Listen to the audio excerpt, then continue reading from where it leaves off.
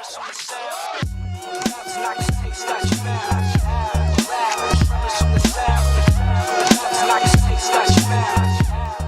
amigos! Oh yeah!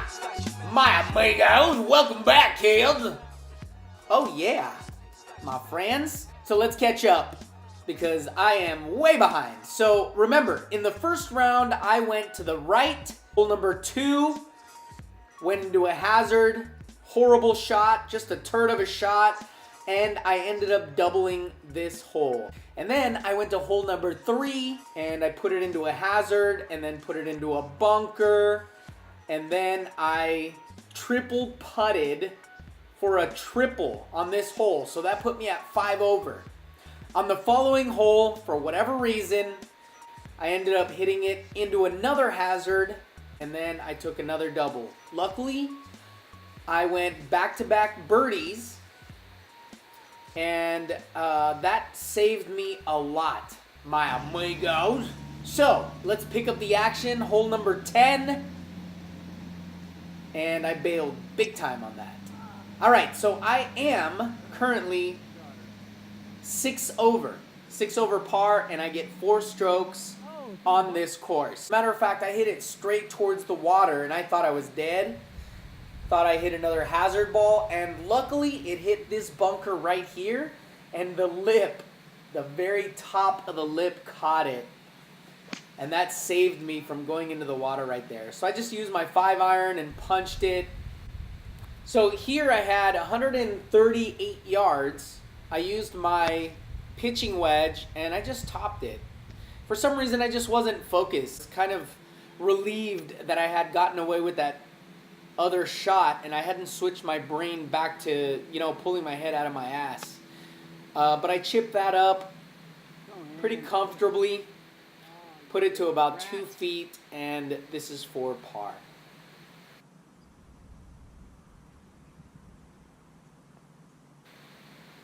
Woo! Just snuck it in, kids! Oh yeah. Okay, so I stay at 6 over. Let's go to hole number 11.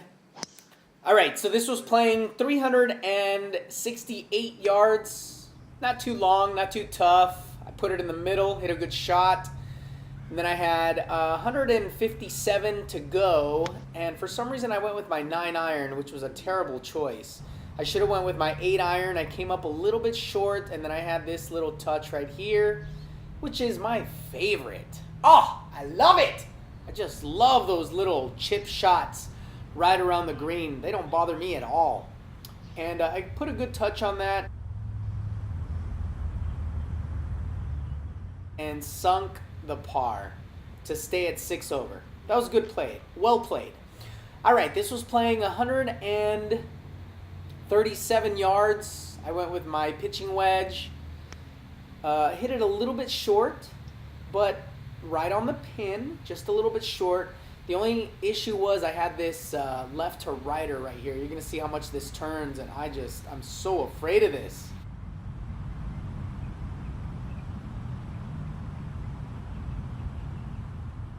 So I went far left and just came up a little bit short, but I knew it was gonna turn that much. I just didn't give it enough huevos, if you know what I mean. Yeah. But that's a par. Nice and easy. Nice and easy does it, kids. I don't know what the hell that was about. I think somebody was shooting the flag, and so I intercepted it with questionable hand mannerism. Hey, I'm a clown. You know this, kids. All right. This is 422 yards. I hit it in the middle, and that left me 7-iron in at about 167 yards, and I put it on the green. Hit a pretty good shot. Did exactly what I wanted. It was a little draw, and that left me with about 15, maybe 17 feet for a birdie.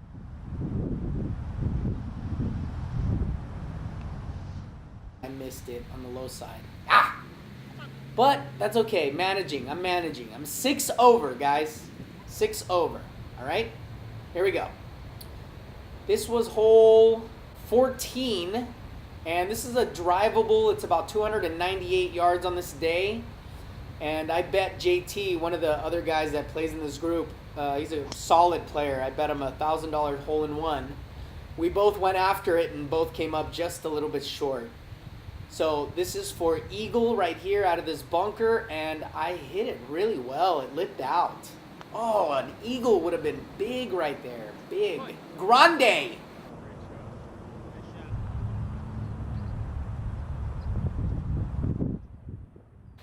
And then I lipped out my birdie putt as well, and that was terrible, terrible, terrible, terrible.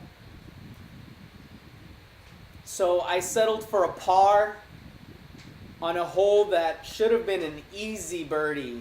Very easy considering where I was sitting out of that bunker.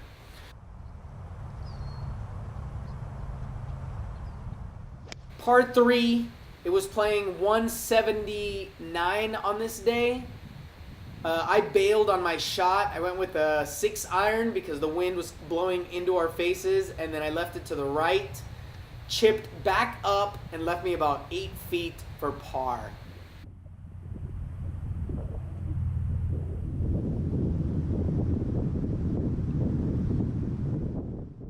Ooh, just missed. Oh, I thought I drained that too. That would have been a great up and down right there. So now I'm back to 7 over, my amigos. Back to 7 over. I fought really hard to get back to 6 over with those couple birdies. All right, this was playing 524 yards. I hit a pretty good drive, pulled it a little bit, and then I had my 3 wood right here. It was 284 to the back of the green, and so I believe it was about 267, maybe 265 to the middle, and I just hit a rocket to the middle of the green, bounded by a bunker, and then laid right here for an easy eagle opportunity.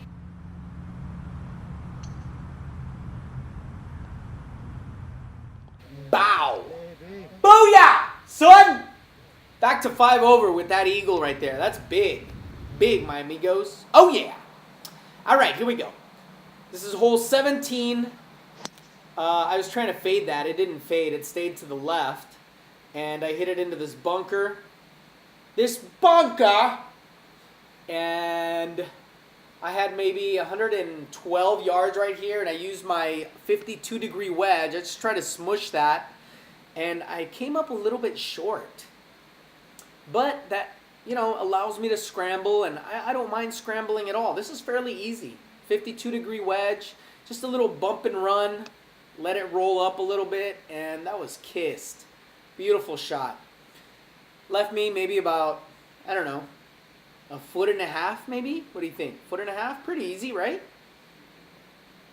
Yeah, there it is. There it is! So I'm 5 over. I get 4 strokes, my amigos. The day before yesterday, I shot 1 over net, 1 over net, and then yesterday I shot 1 under net. So currently I'm sitting at 1 over net. That's not bad for 3 days. Not bad. This is 387 yards, and I hit that straight. As a matter of fact, I kind of hooked it. I hooked it into the other fairway of the hole number 1 on the course. And that left me this nasty shot right here. Look at this. I'm trying to wedge it in between these trees with my 5-iron. And because I was on that hill, I ended up hitting it straight into the hill. It hit a bunker and then popped out of the bunker and left me this nasty shot. This is for birdie right here, guys. This is important for me to get this close to the pin. 138 yards, pitching wedge.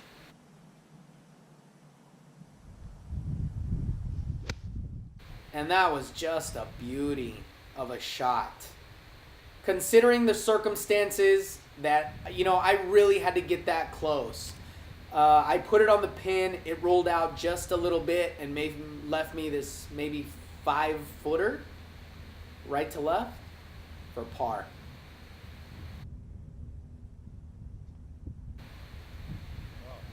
And there it is, boys. That's the way you close it out. That was a solid round. Considering how I started. Remember, I was 7 over after... I was 6 over. I was 7 over at one point in the round, and then I had a few birdies, and that took me to 6 over after 9, and then I had that eagle.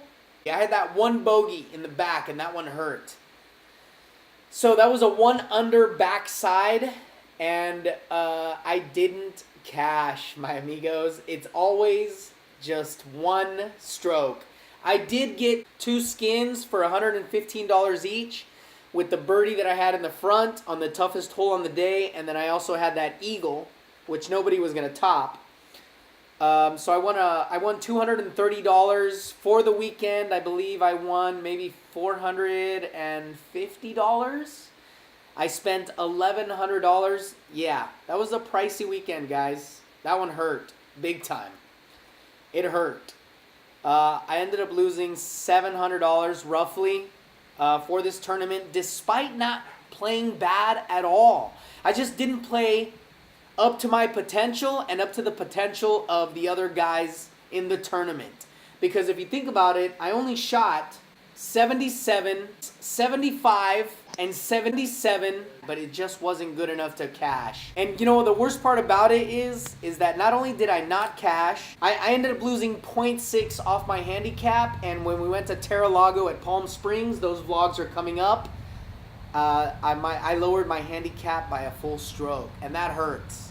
I mean, I want to lower my handicap, but at the same time, when you travel to Palm Springs, you wouldn't mind having an extra stroke, you know? So I'm at a 2.8 at this point, now in Jim's tournament. Slowly bringing that handicap down. Oh yeah! Stay tuned, my amigos! I'll mention that I had previously loaded this video with some content that I recorded of some of my scenes at the Groundlings. I decided to take it down because a subscriber mentioned that, you know, are people bothered by it? I didn't ask for permission, but the particular scene that I was doing was I was acting my 5 through the door, which is an exercise that we do at the Groundlings. And the other characters in the scene are there just to interact with, but they don't provide a lot to the scenes. They don't pull focus with their own characters. The purpose of the exercise is for the actor who is being evaluated to show that they have a distinct point of view with 5 different characters. And so it was my exercise. It's not worth getting in trouble and getting kicked out of the school for. So, you know, it's really just for me. It's just to evaluate how I'm doing on stage and how I'm moving. Similar to how I do whenever I'm on the golf course. I like to, you know, evaluate my performance. So I want to do the same thing in my acting career. And that's basically it. That's why I pulled it down, and it's probably a good thing that I did. Oh yeah, that's all I got.